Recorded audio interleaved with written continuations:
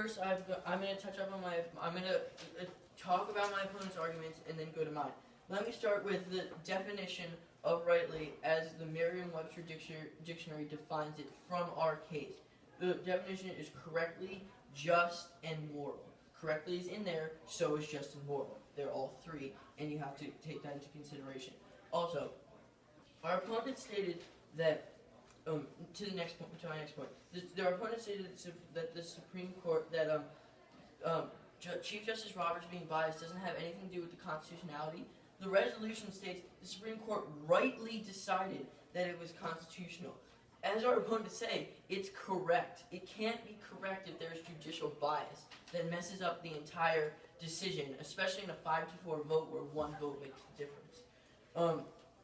My opponent stated that there were voter ID laws in Texas, but that doesn't mean they're discriminatory. They're necessary to ensure that the voting process is correct. We have evidence to state that I can read that states Texas made voter ID laws that were meant to be discriminatory. The whole reason for the voter ID laws was they're meant to be discriminatory. Discriminatory voting laws disenfranchise voters, and disenfranchising voters is a violation of the 15th Amendment.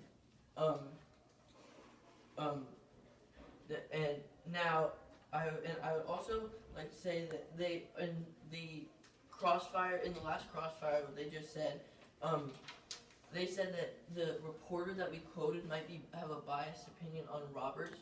So if ours might have a biased opinion on Roberts, why is it so crazy that Roberts can't have a biased opinion on something else?